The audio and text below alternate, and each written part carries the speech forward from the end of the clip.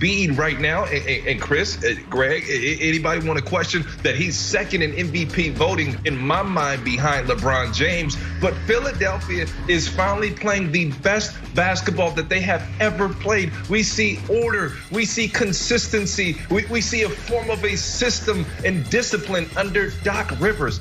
I played for Doc. And one of the biggest things that Doc has done outside of bringing in Curry and Danny Green and those veterans and shooters, something that they missed from having JJ Redick on the squad, was that they now have a system that they run. Doc is excellent at taking someone, I wouldn't say chaos, I don't want to disrespect Brett Brown like that, but he comes in with a manner of respect, and he's an X's and O's specialist. He's detailed, and he's teaching Joel and Ben and those guys how to play the game of basketball. So there's a realistic shot that Philadelphia could come out of the East, guys, and if his back isn't to par, they don't have a shot. Ryan, I think Nikola Jokic would like a word with you about who the best big man in the league is. But to answer the question, Jokic can't guard it, man. Look, I get the injury history, and you're always going to have that concern with Joel Embiid. It's just as simple as that. He's never played more than 64 games in a season.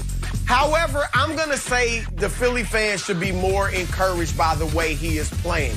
He has, for all his injury problems, he's only missed 3 out of 26 playoff games in the last 3 years. So typically, he's there for the most part come postseason. And obviously, the Sixers have to just do whatever they have to do, even if it's resting him several games, to make sure he's ready for the postseason. That said, and you're right, Ryan, he's playing great basketball. Doc Rivers has him playing closer to the basket really than he ever is. Now, I still would like to see him posting up even more.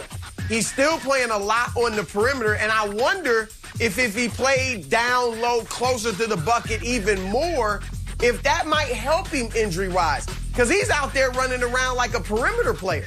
He's playing like a small forward a lot of the times, and that can wear on your joints and things, your back, for a guy that size.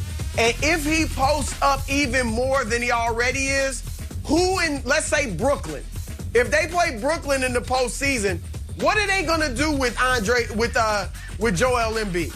They're trying to get an Andre Drummond. They got a DeAndre Jordan to try to throw at him. He'll get them in foul trouble. He'll have his way with them, take them outside if he needs to. Jeff Green, if you want to go small against Joel Embiid, you're in trouble. So I would work on having him even closer to the basket more than he is right now, and just pound teams down there and get ready to do that against Brooklyn in the playoffs if I'm Philly. If I'm the Sixers fans, it's both. I'm both encouraged by his dominance, but I'm also concerned about his health. And here's the reason why. When you look at the 76ers record without Joel Embiid, they're 1-5. So yes, Ryan, Chris, they are a different team with him on the court as well as with him off the court. And when you look at injuries, what I was so impressed by, and the Sixers fans should be impressed by last night, was he played not only through the injury, but he played at an elite level. He dominated. And Brett Favre once told me, he said, you know, Greg, what makes the difference between great players and elite players? Elite players find a way, even when having nagging injuries or ailing things going on in their physical body, they still have a knack to play at the elite level. Their 80% is better than a lot of guys' 100%. And that's what we saw out of Joel Embiid last night, Joy. Sixers fans should be terrified. I agree with Ryan. They're playing the best version of basketball that we've seen these Sixers play. We know what Joel Embiid is capable of when he's playing at a high level, when he's on the court. He's having an MVP season. I mean, to me, LeBron is the MVP right now, but Joel Embiid is right there. And the first thing that you start to think about is those years that he missed. Now, you start talking about Joel Embiid's back, and you know, your hands are getting sweaty. This is a serious situation. They've got to manage this throughout the season. They have a legitimate shot this year to come out of the East. They can beat Brooklyn if they're all healthy. And we have to keep in mind as well, this is a very unique season. We're still dealing with a pandemic. You might have guys out here and there. It's very tricky. So this is very concerning if I'm a Sixers fan, not because he may miss a few games, but because of his injury history and the fact that this is really a season that if everyone's healthy, they can win. So if I'm a Sixers fan, I am definitely nervous. We know what he can do when he's healthy. We don't want him to be out and miss significant time or not be healthy for the playoffs. Well, let's move on to Steph. He had last night 25, including a 3-point dagger in overtime to beat the Miami Heat. So, Ryan, I'll start with you. How far can Steph carry the Warriors by himself? Steph Curry by himself can get the Warriors out of the first round in the playoffs. Why do I say that? Where would I make that number at? For one, his numbers are comparable to his MVP year, unanimous MVP. But I say out of the first round, if he can match up with anybody else other than the Lakers, I believe there's a shot. As much as I love Utah, Rudy Gobert in the playoffs historically, guys, remember when I said that historically has struggled with mid-pick and roll.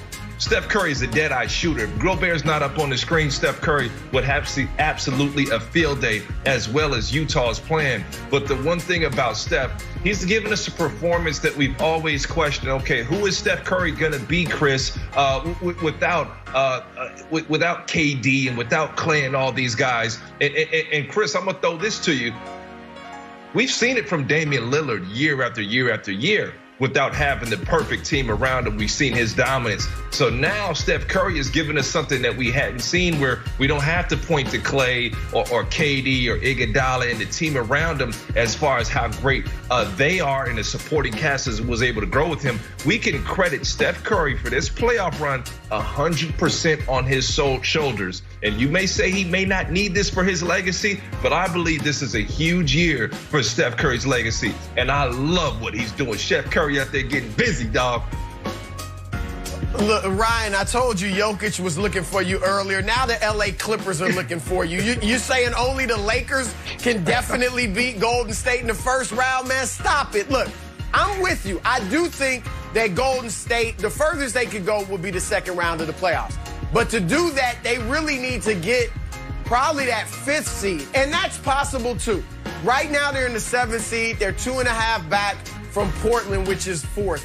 So they should be aiming at home court advantage. Certainly they can get to where Phoenix is at, and Denver's struggling more than we expected. So I'd say if they could get the 4th seed, that would be the highest they could go.